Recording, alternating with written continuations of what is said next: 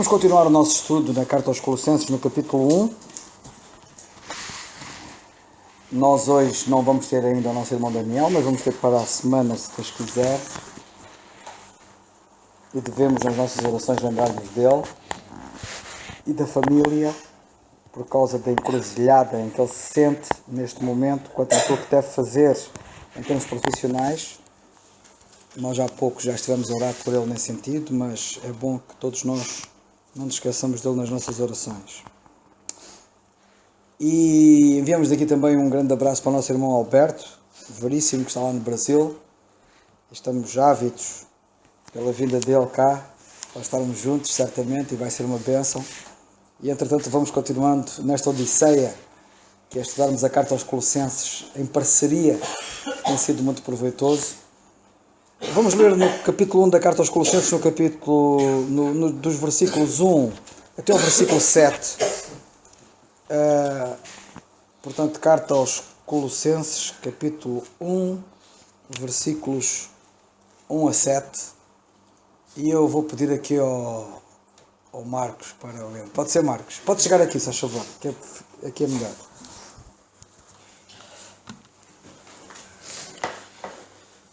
Paulo, apóstolo de Jesus Cristo, pela vontade de Deus, e o irmão Timóteo, aos santos e irmãos fiéis em Cristo, que estão em Colossos, graça a vós, e paz da parte de Deus, nosso Pai, e a do Senhor Jesus Cristo. Graças damos a Deus Pai do nosso Senhor Jesus Cristo, orando sempre por vós, porquanto ouvimos da vossa fé em Cristo Jesus e da caridade que tendes para com todos os santos. Por causa da esperança que vos está reservada nos céus, da qual já antes ouvistes pela palavra da verdade do Evangelho, que já chegou a vós, como também está em todo o mundo, e já vai fortificando como também entre vós, desde o dia em que vos ouvistes e conhecestes a graça de Deus em verdade, como aprendestes de Epáfras, nosso amado, como servo, para vós é um fiel ministro de Cristo. Obrigado.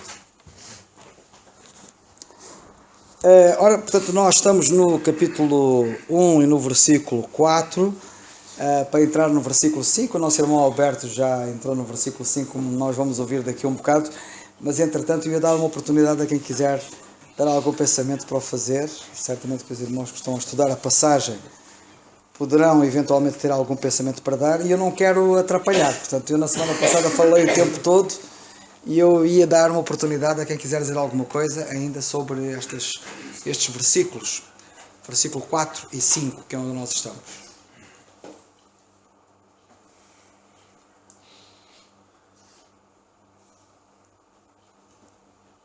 Eu tenho a impressão que vou começar a deixar de vir mais vezes ao estudo bíblico, que é para vocês não se inibirem. Bem, eu gostava sobre o versículo 4 dizer o seguinte. Na semana passada eu tive a ocasião de falar alguma coisa, complementar aquilo que já tínhamos ouvido sobre a nossa fé em Cristo Jesus. Não vou repetir nada do que foi dito. Hoje só gostava de, depois de já termos ouvido vários pensamentos sobre a parte final do versículo 4, de também complementarmente dizer apenas pouca coisa, e o que eu quero dizer sobre o versículo 4 é o seguinte: e do amor que tendes para com todos os santos. Eu gostava que vocês lessem a Bíblia em Efésios no capítulo 3 e versículo 17 a este respeito. Na carta aos Efésios, no capítulo 3 e no versículo 17,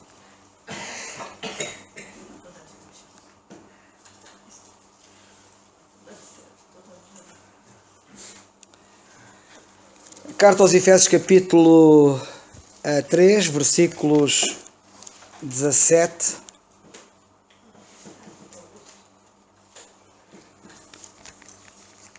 e versículo 18 também. E eu gostava que vocês notassem o seguinte: diz ele assim: para que Cristo habite pela fé. Paulo está aqui a orar pelos crentes, e ele ora para que Cristo habitasse pela fé nos seus corações, a fim de que, estando arraigados e fundados em amor, possais perfeitamente compreender com todos os santos. Eu gostava de chamar a vossa atenção para o seguinte: na nossa passagem do capítulo 4, no versículo 4 do capítulo 1 de Colossenses, lemos aqui do amor para com todos. E aqui lemos que há um amor arraigado que afeta a todos. E esta aqui é que é a grande questão. A grande questão é quão profunda é a raiz do amor em que eu estou fundado.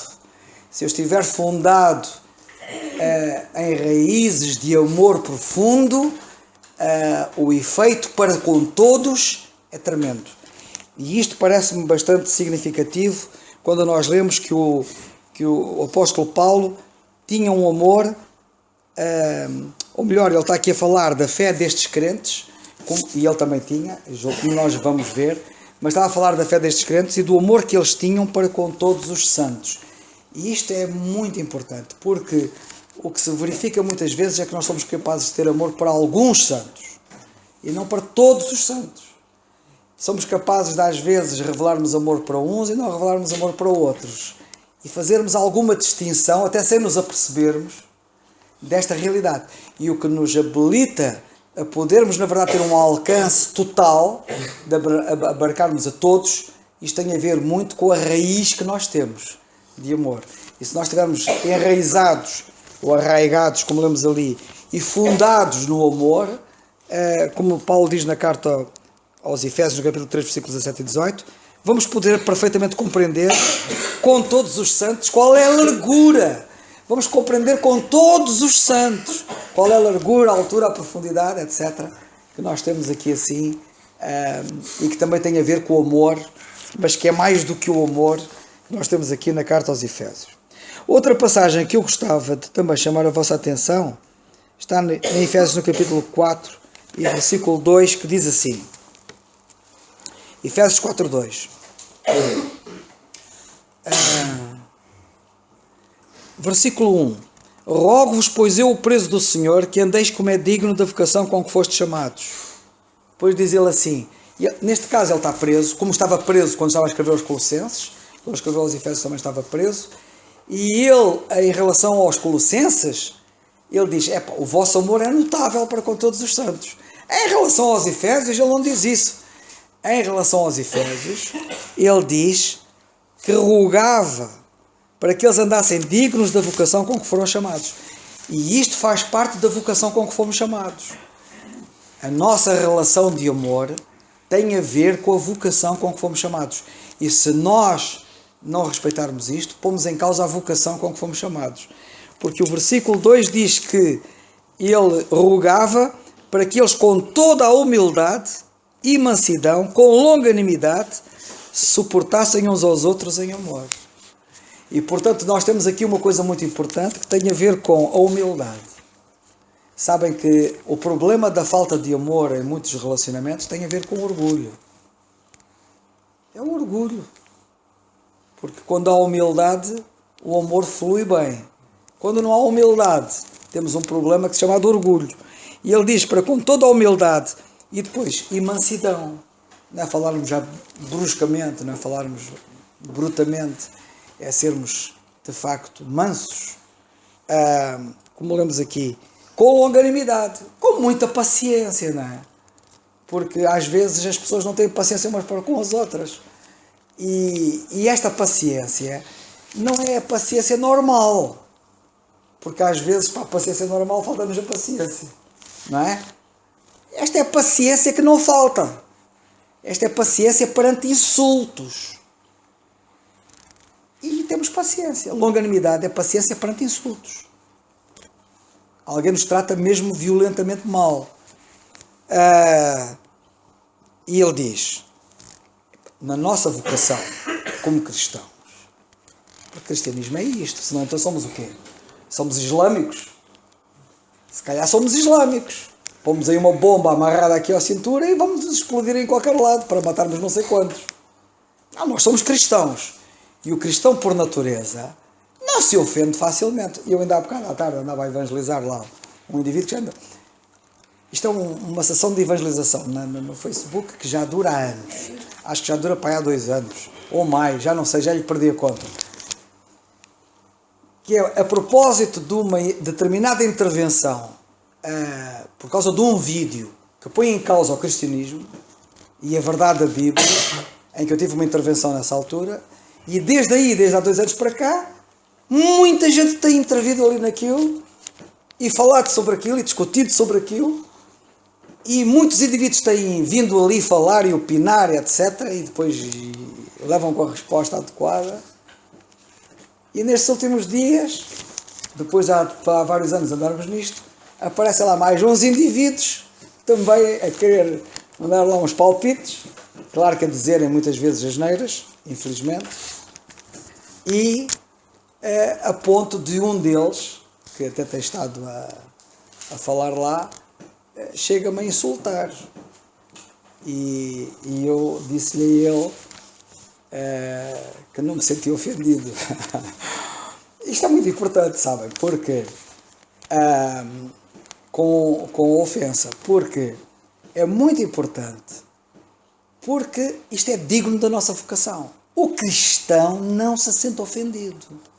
Quando eu vejo aí aquilo que muitos chamam muitas virgens ofendidas, que é a linguagem que se utiliza, para aquelas pessoas muito melindrosas, que se melindram com nada e ficam todos muito ofendidos, não é? E esses indivíduos que se ofendem facilmente com qualquer coisa, não estão a viver dignos da vocação com que foram chamados. Porque não revelam humildade, não revelam mansidão, não revelam longanimidade. E por isso não conseguem suportar. E salta-lhes a tampa e alguns até desaparecem e vão-se embora porque não suportam. Mas amor é para com todos e não apenas para com alguns, nem para com aqueles que nos convêm, nem para quando as coisas estão não sei o quê. É perante situações difíceis e por vezes é complicado.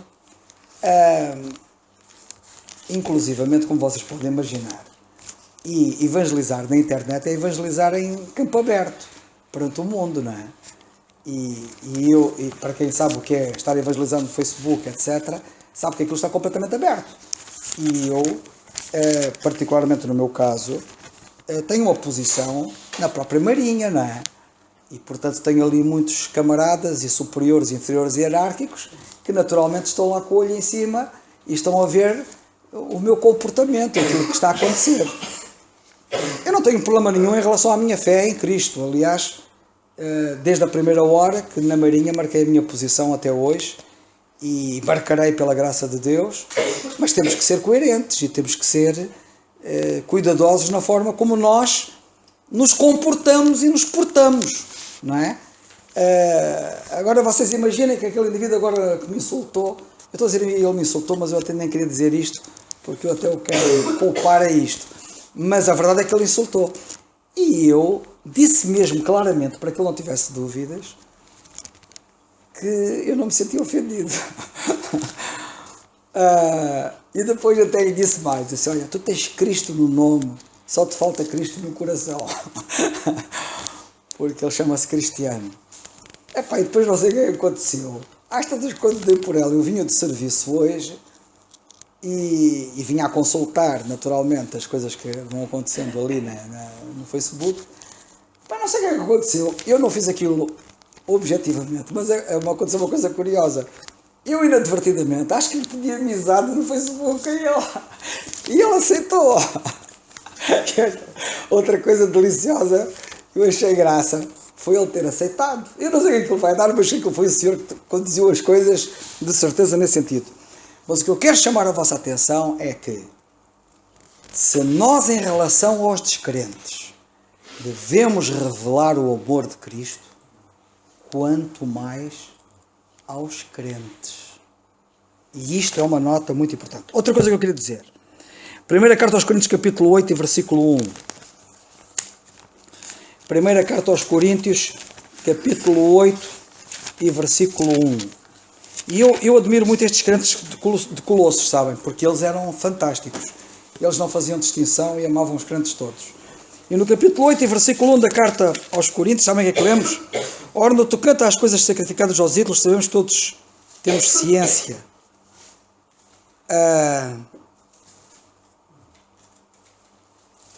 Todos temos ciência, a ciência incha, mas o amor edifica. Há aqui uma coisa muito importante. Na carta aos Coríntios, eu creio que eles também tinham ali uma grande deficiência de amor. Não vamos agora falar da carta aos Coríntios, mas nós sabemos que eles tinham inveja uns dos outros e degladiavam-se uns aos outros, eram carnais, como nós lemos nos primeiros 3 capítulos da carta aos Coríntios. Há aqui uma coisa curiosa que é, todos eles tinham ciência. Eram indivíduos muito conhecedores, cabeça inchada de conhecimentos. Tinham muito conhecimento, todos, notem bem. Mas sabem o que é que o apóstolo Paulo diz aqui? Mas o amor é que edifica. O amor é que edifica. E vocês têm todos conhecimento. Mas eu já não posso dizer que tenham todos amor. Mas o amor é que edifica. Que tal? Que tal? Se todos tivessem amor. É o que Paulo quer aqui dizer. Que tal se todos tivessem amor? Os colossenses nisto eram um exemplo. Na segunda carta aos Coríntios, no capítulo 13 e no versículo 4, versículo 14, é o fim da carta aos Coríntios, da segunda carta. O apóstolo termina dizendo assim: a graça do Senhor Jesus Cristo e o amor de Deus e a comunhão do Espírito Santo seja com todos vós. Amém. Reparem como é que ele diz assim: que o amor de Deus seja com todos vós. Não era.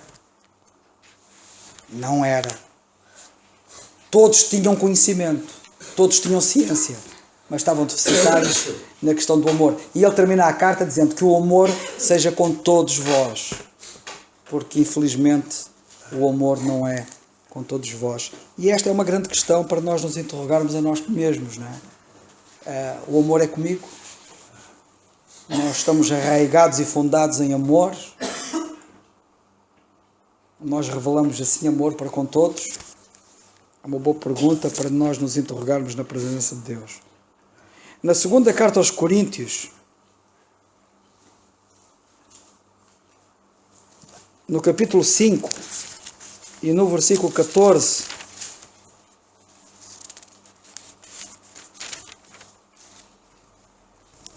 a 5:14,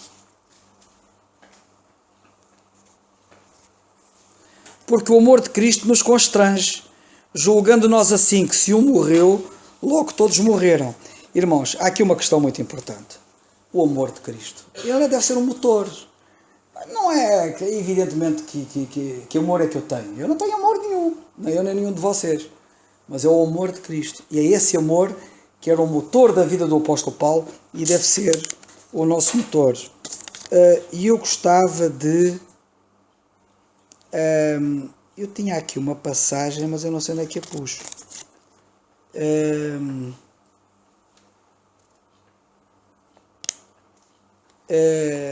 Eu tinha aqui uma passagem que ele próprio também dizia que ele próprio queria amar a todos.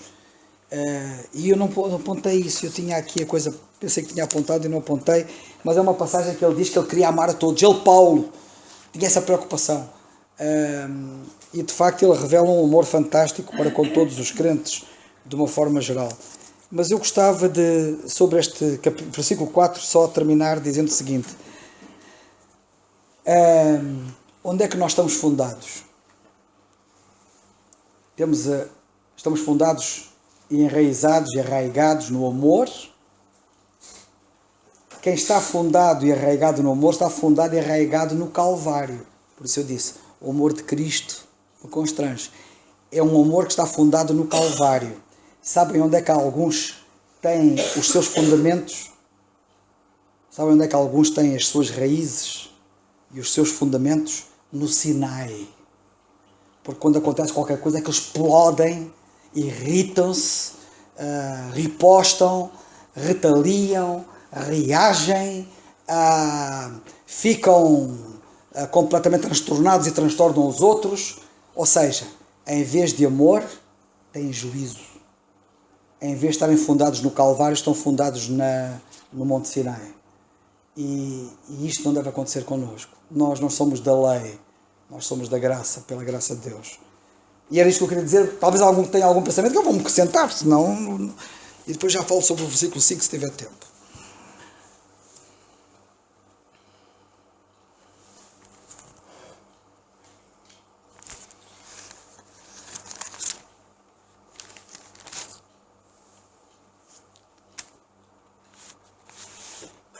Vejo que o pessoal está calmo. E, portanto, vamos continuar. Versículo 5. por causa da esperança que vos está reservada nos céus, da qual já antes ouvistes pela palavra da verdade do Evangelho. Bem, entramos agora aqui numa secção, que é o versículo 5 e também o 6, que nos ajuda a perceber o seguinte: nós precisamos de entender que a nossa esperança é celestial. Existem crentes cuja esperança é terrena. E o apóstolo Paulo está a escrever a crentes que pertencem ao corpo de Cristo, que pertencem a uma igreja da graça, a igreja em Colossos, e ele diz que eles tinham uma esperança reservada nos céus. Eu gostava também de chamar a vossa atenção para o facto de que nós não temos nenhuma promessa de alguém ir para o céu a não ser nas epístolas de Paulo. Este é um outro problema, isto levar-nos-ia aqui a muitas conversas à volta disto, porque por um lado as testemunhas de Jeová, não é verdade, acabam por ter alguma coerência, que não têm, mas acabam por ter alguma coerência quando dizem que vão herdar a terra. Eu fico abismado com aqueles que se dizem cristãos e crentes, nascidos de novo, que se agarram às passagens que dizem que os crentes vão herdar a terra e dizem que aquilo diz respeito a eles. O que é que eles vão dizer às testemunhas de Jeová? As testemunhas de Jeová dizem: não, aqui diz, os mansos herdarão a terra. Mateus capítulo 5. Então, mas vamos herdar a terra ou vamos para o céu? Em que é que nós ficamos? A esperança do crente é celestial. A nossa cidade está nos céus. Nós agora acabamos de estudar a carta aos Filipenses, há poucos dias atrás, ou há poucas semanas, ou há poucos meses atrás. E na carta aos Filipenses, no capítulo 3 e no versículo 20, nós lemos que a nossa cidade está nos céus, de onde esperamos o Salvador. Nós não temos nenhuma promessa de alguém ir para o céu fora das epístolas de Paulo. Escusam de andar a procurar por tudo quanto é sítio. A esperança do crente hoje é celestial. Ponto. E eu queria também chamar a vossa atenção agora para outra coisa importante, que ele diz assim: por causa da esperança que vos está reservada nos céus, da qual já antes ouvistes, pela palavra da verdade do Evangelho. Vocês, crentes colossenses, a vossa esperança é celestial. E vocês ouviram isso antes pela palavra da verdade do Evangelho. E aqui, olha, aqui levanta-se uma pergunta que é: palavra da verdade do Evangelho? Que Evangelho? Ele está a falar do passado. Ouvistes, passado, acerca desta esperança celestial, pela palavra da verdade do Evangelho. Como vocês sabem, na Bíblia, a palavra Evangelho, para nós podermos saber qual o seu significado, ou o próprio contexto imediato diz a que Evangelho se refere, ou se não diz, que é o caso, não diz aqui que é o Evangelho da graça, não diz que é o Evangelho do reino, e eu fico a interrogar, então, mas que Evangelho é aqui referido? Quando não diz, que Evangelho é aqui referido? Como é que eu posso saber? É olhar para o contexto, não é? É olhar para o contexto. E eu, olhando para o contexto, percebo logo que isto é o Evangelho da graça. Porque ele diz assim: por causa da esperança que vos está reservada nos céus, da qual já antes ouvistes pela palavra da verdade do Evangelho. Evangelho que já chegou a vós, e o Evangelho que chegou a eles foi o da graça, ninguém tenha dúvidas disso, como também está em todo o mundo. E o Evangelho do Reino não está em todo o mundo. Porque quando o Evangelho do Reino estiver em todo o mundo, vem o fim. E o fim não veio. Ainda há pouco tempo o Dário falou acerca disso, fez referências acerca disso, no estudo bíblico aqui, e ele citou Mateus capítulo 24 e versículo 14, se não estou em erro. Mateus capítulo 24 e versículo 14. Já agora, isto é importante. Nós estamos aqui numa situação muito crucial de entendimento da palavra de Deus, que muitos infelizmente confundem, e com prejuízo próprio. E no capítulo 4 e no versículo 14, lemos ali: e este Evangelho do Reino, disse o Senhor Jesus Cristo quando cá estava na terra, o Evangelho do Reino, será pregado em todo o mundo, em testemunha de todas as gentes, e então virá o fim. Ora, este Evangelho que Paulo está aqui a falar aos Colossenses, que eles ouviram e que lhes trouxe uma esperança celestial, é um Evangelho que já estava em todo o mundo. Para aqueles que têm dificuldade em perceber que há de facto uma diferença entre o Evangelho do Reino e o Evangelho da Graça, eu costumo muitas vezes pedir-lhes para eles compararem estas duas situações. O Senhor Jesus Cristo, quando falou do Evangelho do Reino, disse que este Evangelho do Reino seria pregado em todo o mundo, e o resultado de estar em todo o mundo é que o fim vinha. E, no entanto, nós lemos aqui Paulo falar aos Colossenses do Evangelho da Graça, que está em todo o mundo, e o fim não veio. Ou, se quiserem, do Evangelho estar em todo o mundo e o fim não veio. Porquê? Porque não era o do Reino. Porque quando o Evangelho do Reino estiver em todo o mundo, o fim vem. Mas o Evangelho da Graça, o facto de estar em todo o mundo, não significa que o fim venha. E já agora uma coisa curiosa. Isto leva-nos a tanta conversa, tanta asneira que se diz por aí. Quando se fala da grande comissão, e alguns, agora já estamos no século XXI, não é? Mas quando ainda estávamos no século XX, é preciso levar a grande comissão até o ano 2000. É preciso levar a grande comissão até o ano 2000. E o grande objetivo era levar a grande comissão até o ano 2000. Já lá vai o ano 2000 e onde é que está a grande comissão? Porque queriam levar o Evangelho a todo o mundo. Porque Jesus disse que o Evangelho vai ser pregado em todo o mundo e é preciso levar o Evangelho a todo o mundo. Calma lá. O apóstolo Paulo não diz aqui que o Evangelho já foi pregado em todo o mundo no tempo dele? O Evangelho do Reino não foi pregado a todo o mundo, porque a pregação do Evangelho do Reino, como nós sabemos, devido a eles terem rejeitado o rei e o seu reino, a pregação do Evangelho do Reino foi suspensa. E depois começou-se a pregar o Evangelho da Graça, que é o que está a ser pregado até agora. Mas o Evangelho da Graça chegou a todo o mundo. Paulo diz aqui no versículo 6, que já chegou a vós, como também está em todo o mundo. Não é? E reparem que ele não diz só isto aqui, porque alguém precisa dizer assim, mas Paulo se calhar enganou-se. Não enganou, não. Quando nós chegamos ao versículo 22, deste mesmo capítulo, ou 23, lemos assim: se na verdade, versículo 23, permanecerdes fundados e firmes na fé, e não vos moverdes da esperança do Evangelho, que é esta esperança celestial, não é? Se não vos moverdes da esperança do Evangelho, que tendes ouvido. Infelizmente muitos, Paulo disse isto, e muitos olhamos para a história da igreja e desviaram-se da esperança celestial e puseram-se a ter uma esperança terrena e a quererem um reino terreno, não é? A própria Igreja Católica desvirtuou-se nesta matéria, porque ainda hoje espera um reino terreno e o Papa quer ser rei no meio dos reis. E por isso tem um Estado chamado Santa Sé. E fazem uma grande mistura entre o Evangelho do Reino e o Evangelho da Graça. E testemunhas de Jeová idem aspas, aspas. E muitos crentes cristãos nascidos de novo idem aspas, aspas. E temos que por acaso acertam em pender para o lado da graça. Confundidos entre o Evangelho do Reino e da Graça, por acaso penderam para o lado da graça, estão certos. Já os outros, por acaso, penderam para o lado do reino e estão errados.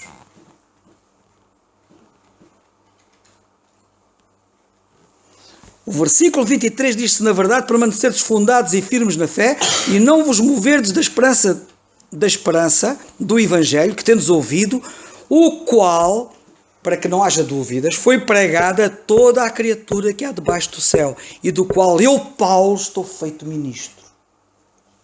É o Evangelho da graça de Deus, a quem Deus deu o Evangelho da graça, como lemos em Atos dos Apóstolos, capítulo 20, que ele recebeu este Evangelho da parte do Senhor.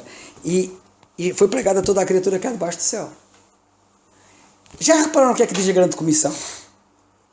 Ide por todo o mundo e pregai o Evangelho a toda a criatura. Certo? Marcos capítulo 16, versículos 15 e 16. Ide por todo o mundo e pregai o Evangelho a toda a criatura. Eles não foram. Ficaram em Jerusalém. Começaram, mas pararam, devido à incredulidade dos judeus. Mas Paulo, com o Evangelho da Graça, levou este Evangelho a todo o mundo, a toda a criatura, como nós lemos aqui no versículo 23. Alguns vêm com umas teorias e não sei o quê. Eu não venho com teorias, eu venho com o que está na Bíblia. Paulo diz, este Evangelho da Graça está em todo o mundo. Toda a criatura do que há debaixo do céu ouviu este Evangelho. Eu espero que vocês estejam a ver. Portanto, como é que há pessoas que confundem estas verdades, não é? E aqui queria chamar a atenção para isto. O apóstolo fala aqui na verdade do Evangelho. Podemos dizer a verdade do Evangelho da graça. Não é? Porque esta questão da verdade, o Senhor Jesus Cristo disse, a tua palavra é verdade. Pai, santifica-os na verdade. Em João, no capítulo 17, nós lemos no versículo 17, santifica-os na verdade, a tua palavra é a verdade. A palavra de Deus é a verdade. Mas na palavra de Deus há verdades passadas, presentes e futuras. E o apóstolo Pedro diz, depois de ouvir de Paulo e ter aprendido de Paulo, diz que agora temos que estar confirmados na presente verdade. Se não estou em erro, no capítulo 1, versículo 12 ou 14, mas acho que é o 12, se não estou em erro. Devemos estar confirmados na presente verdade. E a questão é esta. A verdade do Evangelho é presente verdade. Esta verdade do Evangelho que nós lemos aqui duas vezes, quer... duas vezes não, uma só vez. No versículo 5, a palavra da verdade do Evangelho fala-nos da presente verdade, em que nós devemos estar firmados. Porque há outras coisas que são verdade, não é? Mas não são presentes. Oferecer um animal em sacrifício a Deus é uma verdade ou não é uma verdade bíblica? É. Não está na Bíblia? Está. Eles não tinham que fazer? Tinham. Não fizeram? Fizeram. Deus não aprovou? Aprovou. E não reprovou alguns que não o fizeram? Reprovou. Caim, por exemplo, perdeu-se porque não o fez. Mas é para eu fazer hoje? Não. Então, mas não é uma verdade? É. Não é uma verdade bíblica? É uma verdade bíblica. Mas não é uma verdade bíblica presente. E nós temos que saber o que é presente, o que é passado e o que é futuro. E não misturarmos as verdades. Porque se misturarmos as verdades, é uma grande confusão. E às tantas, já não sabemos se a nossa esperança é celestial ou se é terrena. E o apóstolo diz no versículo 5, por causa da esperança que vos está reservada nos céus. Mas eu hoje já não falo mais, até porque não tenho voz. E que Deus nos ajude. Espero que isto possa ajudar. Foi uma outra abordagem a esta matéria, que já tem sido abordada de diversos ângulos. Foi mais um ângulo em que se abordou esta verdade, estudando aqui na Carta aos Colossenses, no capítulo 1 e versículo 5 e 6.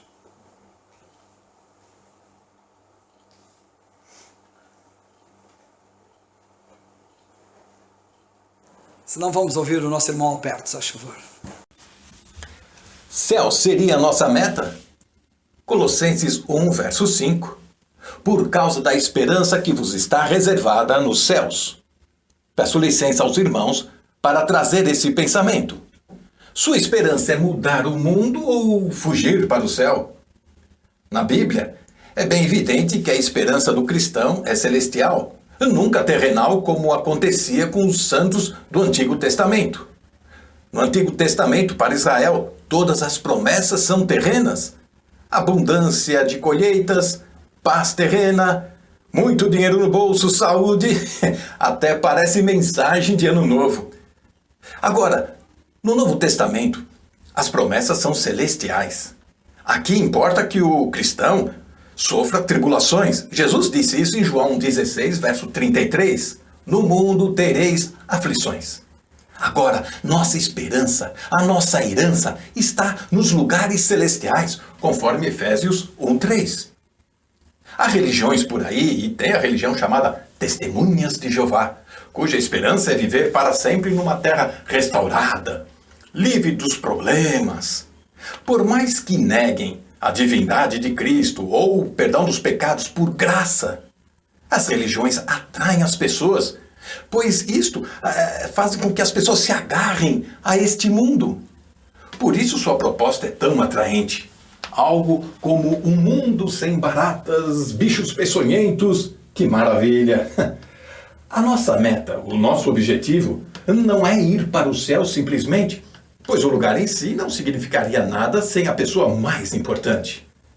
Se a minha meta fosse ir para o céu, eu poderia fazer escolhas entre diferentes céus.